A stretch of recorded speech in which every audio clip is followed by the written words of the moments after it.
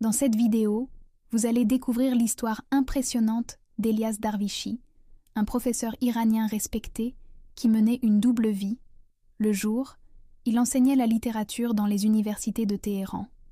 La nuit, il dirigeait des cultes chrétiens secrets, risquant sa liberté par amour pour sa foi. Jusqu'au jour où il a été arrêté et jeté dans la redoutable prison d'Evin, où il a subi 40 jours de faim absolue, sans violence physique, mais confronté à un processus cruel et silencieux de destruction. Alors que tout semblait perdu, avec son corps défaillant et sa foi en ruine, quelque chose de surnaturel s'est produit dans cette cellule.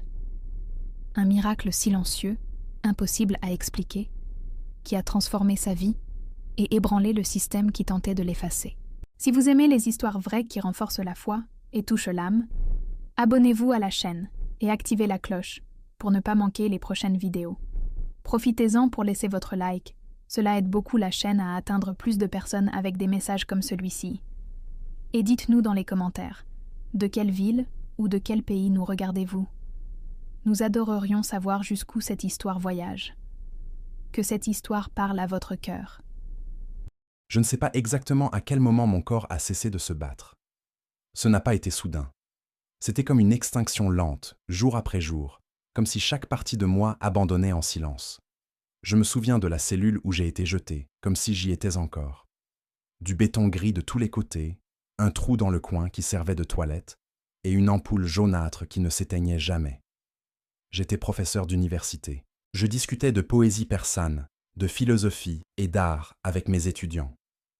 Mais ma foi en Jésus, que je portais cachée dans mon cœur et dans les réunions secrètes que je dirigeais, est devenue un motif d'emprisonnement.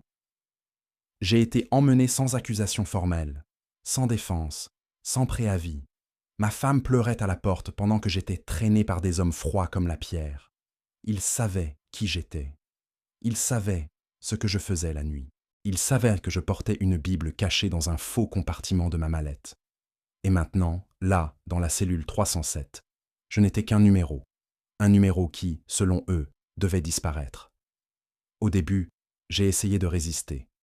Je répétais des psaumes à voix basse. Je priais tout le temps.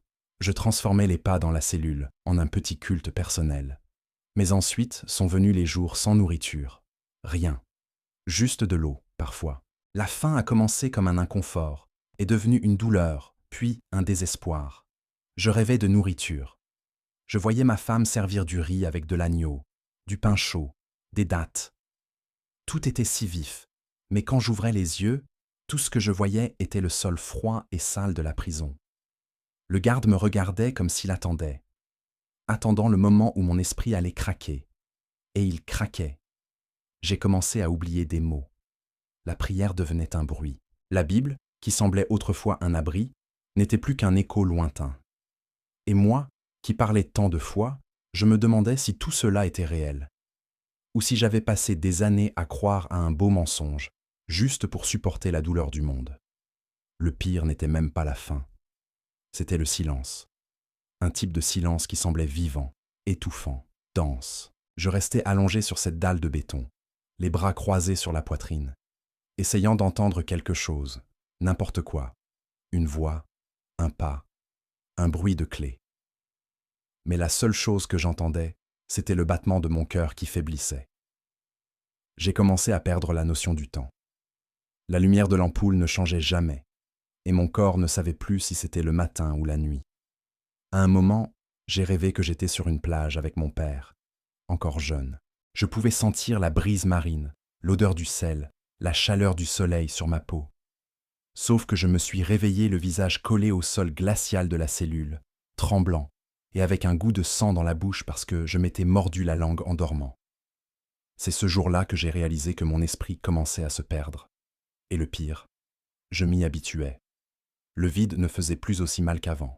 C'était comme si je devenais une partie de la cellule, comme si l'Elias d'avant avait été effacé petit à petit. Comme si j'étais en train d'être supprimé. Je ne subissais pas d'agression physique, pas de gifles, pas de coups. Et c'est ce qui était le plus effrayant. Ils utilisaient mon propre corps contre moi. Le chef des interrogateurs, Javad, apparaissait de temps en temps. Toujours calme, bien habillé, avec un regard froid, comme quelqu'un qui va donner une conférence. Il ne criait pas.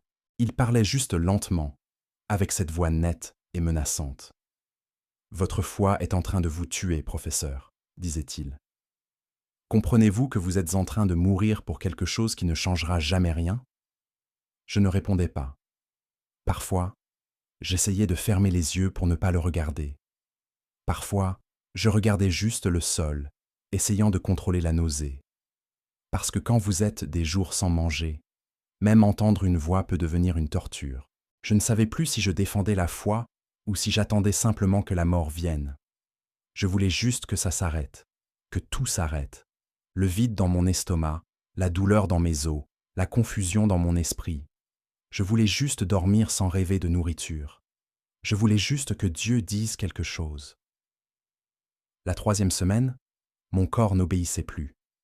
Rien qu'en essayant de me lever de la dalle de béton, ma vision s'assombrissait. Je sentais mon cœur battre rapidement, comme s'il essayait de compenser quelque chose qu'il ne pouvait plus gérer.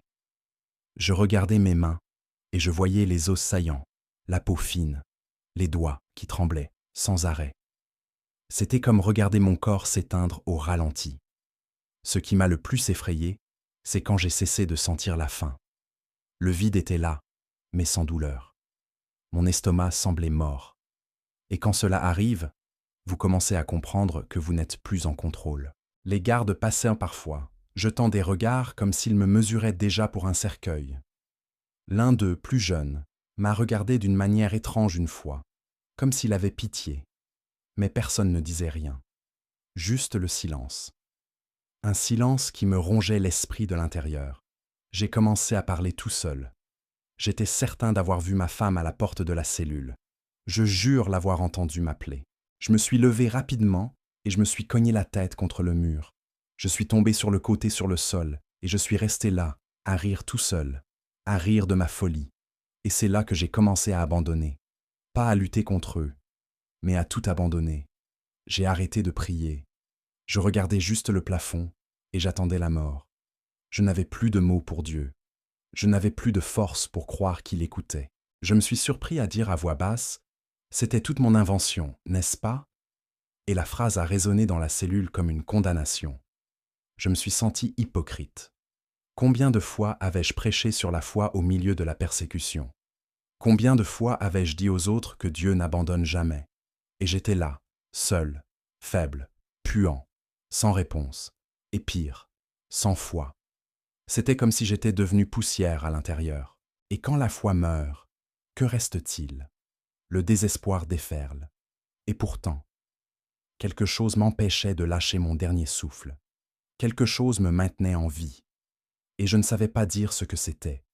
La nuit où tout a changé, je ne pouvais même plus m'asseoir. J'étais allongé sur le côté, les genoux repliés, et je sentais comme si mon corps s'éteignait cellule par cellule. Il n'y avait pas de bruit, pas de pas, pas de lumière différente. C'était la même cellule que d'habitude. Mais quelque chose en moi s'est allumé. Et je ne sais pas l'expliquer autrement. Ce n'était pas un bruit, ni une vision, ni une voix céleste. C'était comme si quelque chose au fond de ma poitrine commençait à chauffer. Mais pas cette chaleur de fièvre ou de délire. C'était une chaleur ferme, contrôlée. Une chaleur qui n'était pas physique, mais qui me donnait conscience d'être en vie. Sur le moment, j'ai cru que j'avais un effondrement final. J'ai pensé que c'était mon cerveau qui s'effondrait et me trompait une dernière fois. Mais non. C'était différent. Je pouvais penser clairement. Pour la première fois depuis des jours, il n'y avait pas d'hallucination, pas de confusion. Je me sentais comme si je m'étais réveillé d'un coma et, en même temps, comme si je n'avais jamais dormi. La première chose que j'ai faite a été de bouger les doigts de ma main. Et ils ont obéi, sans tremblement, sans douleur. Ensuite, j'ai essayé de m'asseoir lentement. Le poids semblait avoir quitté mon corps. C'était comme si quelqu'un m'avait reconstruit de l'intérieur. Mon cœur battait plus fort, mais calmement. Les pensées étaient claires. Il n'y avait pas d'euphorie, juste une lucidité absurde. Je me suis appuyé contre le mur et j'ai réussi à me lever. Je suis resté là, debout, regardant autour de moi comme si je voyais la cellule pour la première fois. C'était le même espace, le même trou puant, le même mur sale, la même mauvaise lumière. Mais j'étais différent. C'était comme si j'avais traversé quelque chose que personne d'autre n'avait vu. Et le plus fou, je ne sentais pas la faim. Aucune. Ni la soif. Rien. Le trou dans mon estomac avait disparu. L'esprit était clair. Je me sentais entier. Après des semaines au bord de la mort, mon corps était là, debout. Et tout ce que je pouvais penser était « Qu'est-ce que c'était que ça ?» Je suis resté debout là pendant plusieurs minutes. Je n'avais pas la notion du temps, mais je sentais qu'il était important de rester en silence. Je regardais mes propres mains comme si elles étaient nouvelles. Les os étaient encore apparents, oui. J'étais maigre, faible, déshydraté. Mais je me sentais fort, fort d'une manière différente, comme si j'avais reçu quelque chose qui me soutenait de l'intérieur. Quand le garde est venu apporter le pain sec par l'ouverture de la porte, il s'est figé. J'ai vu son visage. Il ne s'attendait pas à me voir debout. Il était habitué à ce tas d'os jeté dans le coin de la cellule. Mais maintenant, j'étais là, ferme, le regardant droit dans les yeux. Il est resté immobile pendant quelques secondes, effrayé. Sa main a tremblé. Le pain est tombé par terre. Il a refermé la trappe et est parti en courant. Et c'est à ce moment-là que j'ai réalisé ce qui s'était passé là-dedans n'était pas seulement pour moi. Sa réaction me l'a confirmé. Quoi que ce soit qui m'ait atteint, cela touchait aussi l'extérieur de la porte. Peu de temps après, peut-être 1 heure, peut-être moins, je ne sais pas, d'autres sont venus. Ils sont venus vérifier. L'un d'eux était Javad, l'interrogateur. Il est entré avec le même regard assuré que d'habitude, comme quelqu'un qui a déjà toutes les réponses. Mais quand il m'a vu là, debout, au milieu de la cellule, ce regard a changé. Il n'a pas dissimulé. Son front s'est plissé, sa poitrine s'est gonflée comme si l'air était resté coincé. Il m'a regardé de haut en bas, puis a détourné les yeux comme quelqu'un qui a besoin de réorganiser ses certitudes. Il a même dit « Vous devriez être mort ». Pas comme une menace, mais comme une constatation. Cela semblait briser quelque chose en lui. Il n'arrêtait pas de répéter que les examens médicaux montraient une insuffisance rénale, une déshydratation sévère, des hallucinations. Mais j'étais là, lucide, respirant normalement, et debout. Je n'avais pas besoin de dire quoi que ce soit. Le simple fait d'être là démontait tout. Et il le savait. Après ce jour, quelque chose a changé à l'intérieur de la prison. Les gardes ne me regardèrent plus de la même manière. Aucun d'eux ne disait un mot, mais leur silence était différent. Ce n'était plus le silence de l'indifférence, c'était le silence de quelqu'un qui a peur. Quand ils passèrent devant ma cellule, ils évitaient de regarder à l'intérieur. Je percevais le malaise, la rapidité avec laquelle ils glissaient la nourriture par l'ouverture et reculaient comme si j'étais contagieux. Je ne mangeais rien. Le pain sec restait par terre, intact. Et pourtant, je continuais à être debout, respirant avec aisance, dormant et me réveillant sans sentir la faim ou la faiblesse. Je ne pouvais pas l'expliquer. Je savais seulement qu'à l'intérieur de moi, il y avait une présence constante, une force stable, silencieuse, qui me maintenait debout. Je n'entendais pas de voix, je ne voyais pas de lumière. Mais je sentais quelque chose de vivant, de réel, qui me soutenait. C'était impossible à nier. Un des gardes plus jeunes, celui-là même qui avait laissé tomber le pain, est revenu le lendemain. Il semblait nerveux. Il regardait des 2 côtés avant d'ouvrir le guichet. Il a posé un verre d'eau et un morceau de fruit, une pomme, si je ne me trompe pas, et est resté là, à m'observer. Sa respiration était lourde, son regard fixe. Je n'ai rien dit. Je l'ai juste regardé. Pendant un instant, j'ai pensé qu'il allait parler, mais il a simplement baissé la tête. Il l'a vraiment baissée, comme s'il faisait une révérence. C'était rapide, mais je l'ai vu, et à cette seconde, j'ai compris que leur peur n'était plus de moi, mais de quelque chose qu'ils savaient être avec moi. Je me souviens d'avoir ressenti une paix immense. Pas une euphorie, mais cette certitude calme que Dieu avait vaincu là-dedans, et que je n'étais qu'une partie de cela. Pour la première fois depuis longtemps, j'ai pleuré. Pas de douleur, ni de désespoir. J'ai pleuré parce que j'ai réalisé que j'étais le témoin de quelque chose que je n'aurais jamais eu le courage de demander. 2 jours plus tard, On m'a emmené pour un examen médical à l'intérieur même de la prison. Le médecin semblait plus âgé, le visage fatigué, les mains tremblantes. Je me suis assis sur le banc de béton et j'ai tendu le bras. Il a vérifié mon pouls, a placé le stéthoscope sur ma poitrine, m'a demandé de respirer profondément. Puis il a regardé mes yeux avec une petite lampe de poche. Il n'a presque rien dit pendant l'examen, faisant seulement de petites pauses et fronçant les sourcils.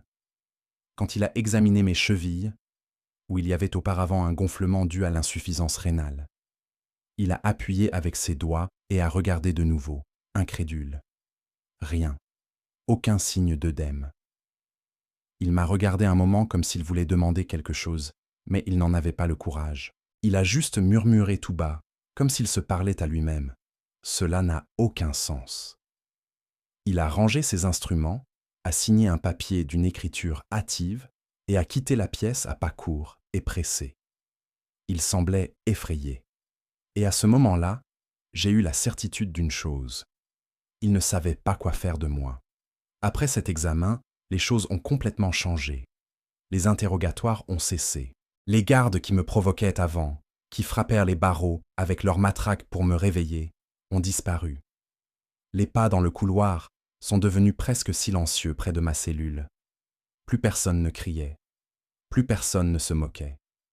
Le bruit du cadenas qui tournait était le seul son que j'entendais de temps en temps. Et même cela semblait plus léger. Un des gardes plus âgés m'a apporté une couverture propre. Elle était grise, pliée, sentait le savon. Il est entré rapidement, l'a laissée sur la dalle et est sorti sans rien dire.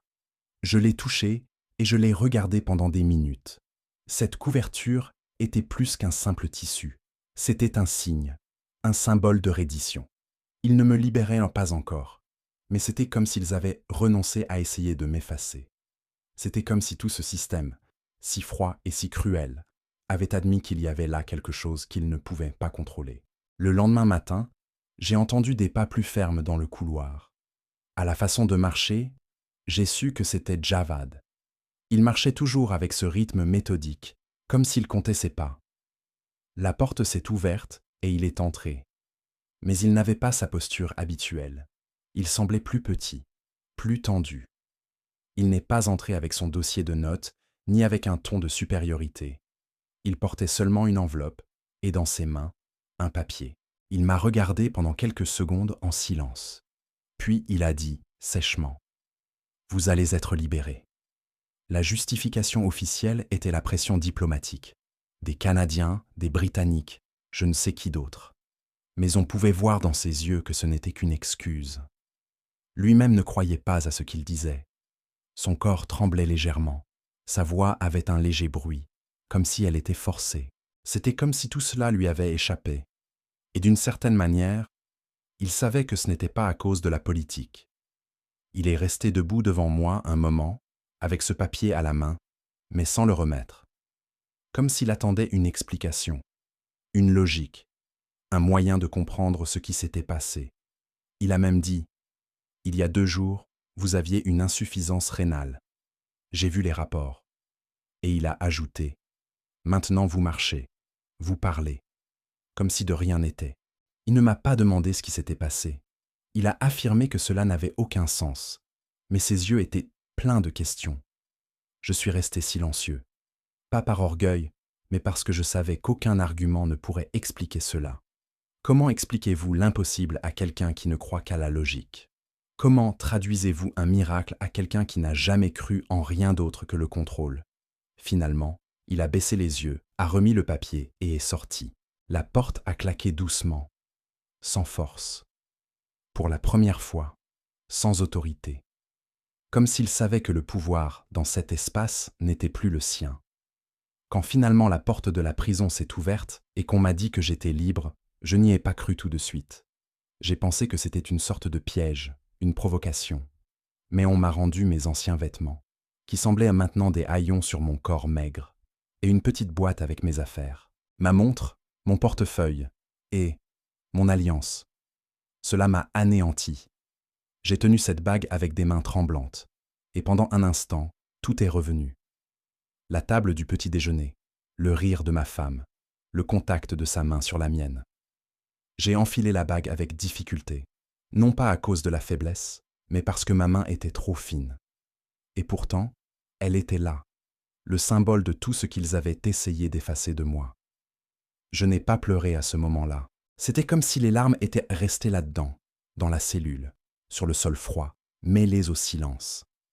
Je suis sorti en marchant lentement dans la rue, en face de la prison des vins. Le soleil me frappait directement le visage. J'ai dû fermer les yeux, car la lumière semblait trop forte, voire agressive. Le bruit des voitures, les klaxons, la vie des gens qui passaient à côté de moi comme si de rien n'était. Ça faisait mal. J'avais été effacé pendant des semaines, et le monde avait continué normalement. Personne ne savait ce qui s'était passé dans cette cellule. Personne sur ce trottoir n'imaginait qu'un homme était mort de l'intérieur et était revenu à la vie dans l'endroit le plus sombre de ce pays. Je me souviens de m'être arrêté dans un coin du trottoir et d'être resté là, à respirer profondément, essayant d'absorber le son, l'air, la liberté. Mais au fond, je sentais qu'une partie de moi était encore enfermée là-bas, pas par traumatisme, mais parce que ce qui s'est passé là ne s'est pas terminé quand je suis sorti. D'une manière étrange, cette cellule m'a transformé en une sorte de messager, et je ne savais pas encore quoi en faire.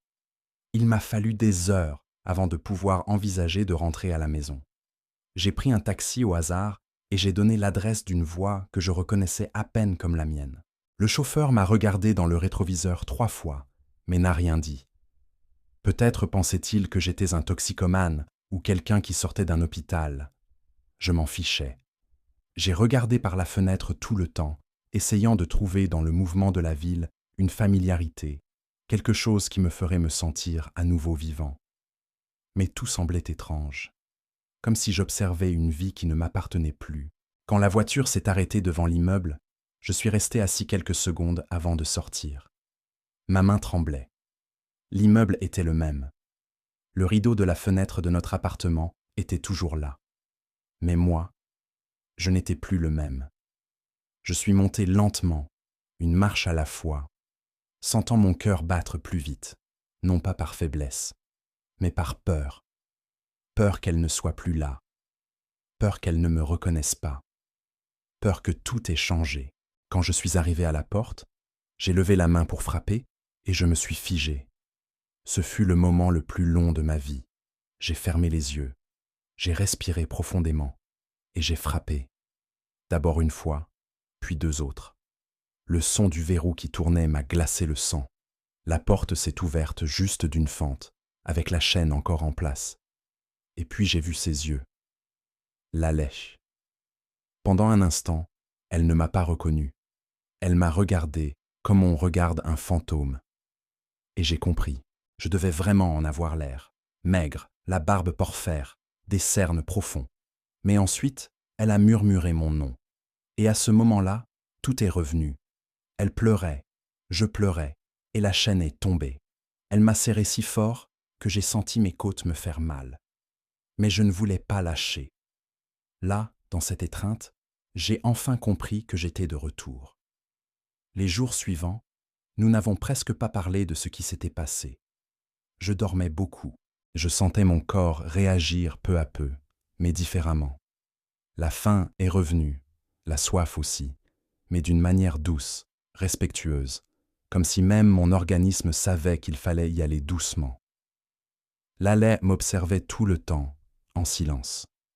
Parfois, au milieu de la nuit, elle touchait mon visage juste pour confirmer que j'étais bien là.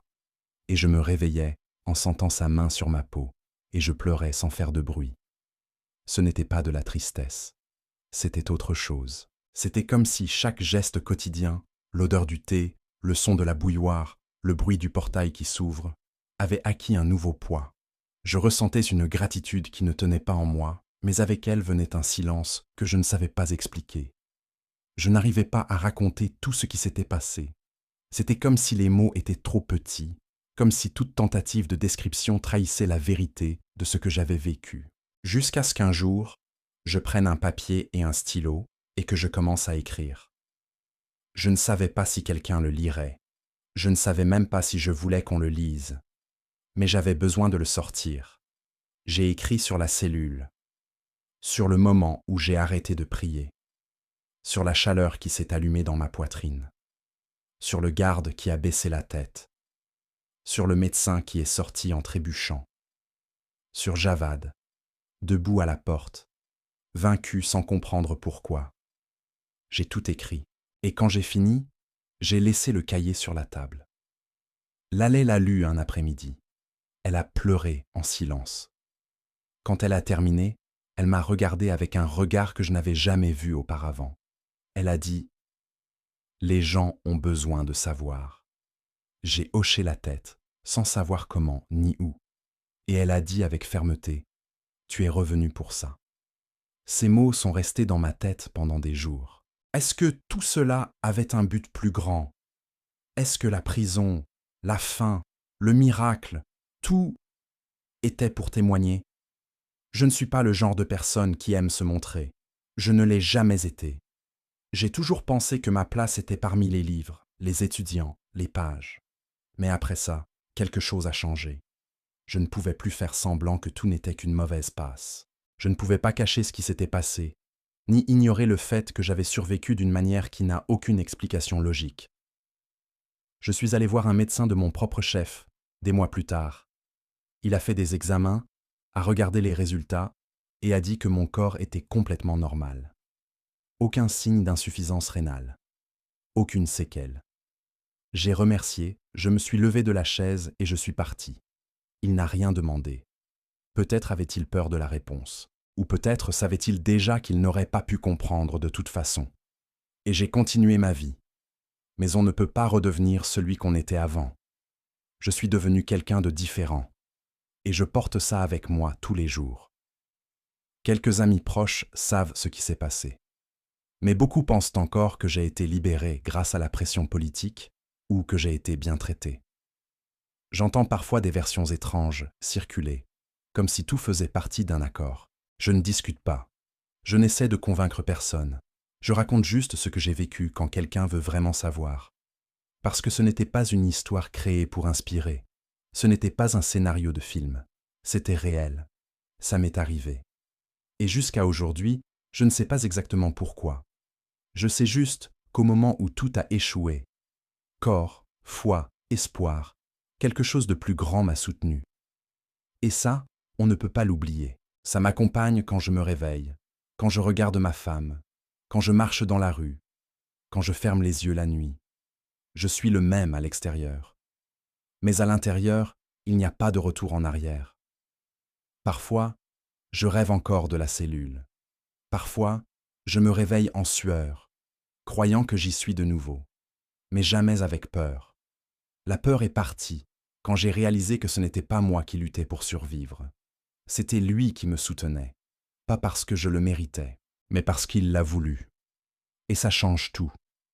Parce que si c'était réel là-bas, au fond de cette prison, alors ça peut être réel n'importe où.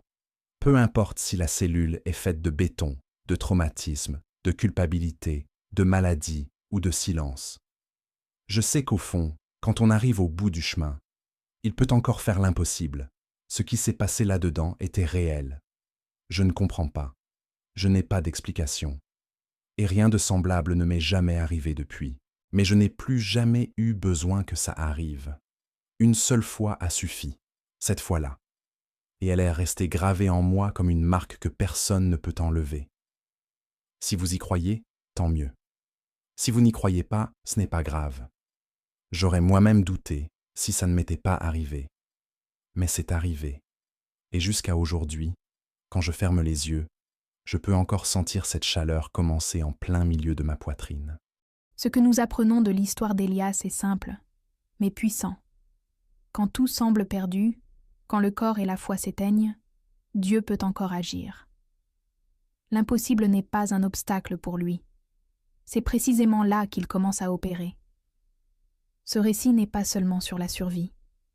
Il s'agit de transformation, d'un miracle silencieux qui a vaincu tout un système. Maintenant, je veux vous entendre.